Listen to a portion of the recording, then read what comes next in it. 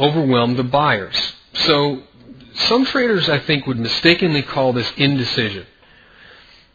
I would actually call this the opposite. You've got both sides being very decisive. Early in the week, the buyers were very decisive. Later in the week, the sellers were very decisive.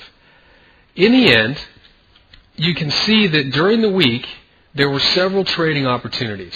Okay, here's Monday.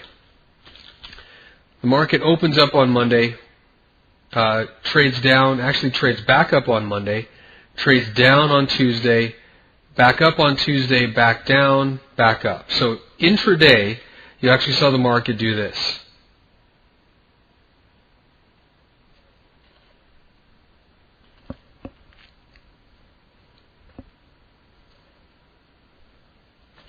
So what we can see is that there is a very narrow range where traders are thinking price is at fair value, or what they think price is at a fair value.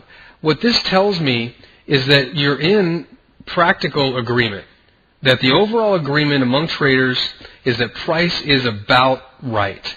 Now, why am I saying that? I'm saying that because here you saw that there was a big disagreement.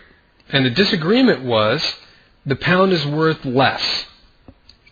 You have here more of an agreement because there you have a narrower body. Again, disagreement, disagreement, disagreement.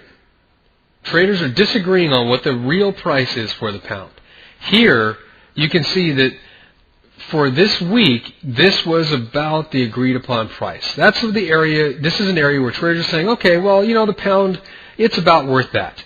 It gets down here, no, that's too low. Gets up here, no, that's too high. So coming into the next week, we're going to have to look at where the market breaks above these prices. I think the high and low at this point is critical. Same thing over here with this doji bar. A break above the high and a break below the low, I think, are critical on doji bars or small body bars because it indicates a breakout of prior areas where traders were overwhelmed. Buyers got overwhelmed up here, sellers got overwhelmed down here. So coming into next week, keep those in mind. Low and high, 94.03, high is 96.78. Let's go back here to 2004. Remember, we've got this high to contend with. 2004, in fact, I like looking at a closing high, especially on these weekly charts, a little bit better than spike highs. And I've got these three descending highs, boom, boom, boom, because these were obvious areas of resistance. The market tried to get into these old highs. Remember, this is from back in 1991. It's been a long time. So these three levels, I'm very curious to see how the market's going to react in them. Let's go ahead and zoom back in. Going back to a candlestick, you can see that this area here stopped this prior move in spite of big-time momentum to the downside. We've just got to keep an eye on it. In fact, these, if we were to line up the spike highs over here, let me go ahead and clone this line. I'll show you exactly what I mean. If you then fast forward, you can see that the spike high actually contained price better than the close. That does happen, and that's why I do look at both. Go ahead and delete that now. So look at what happened this week. Right back into the 2004 high. In a longer term sense, what am I looking for? I'm looking for price to start to round here. You can see that we're making a potential higher low, indicating we've got buying pressure coming in.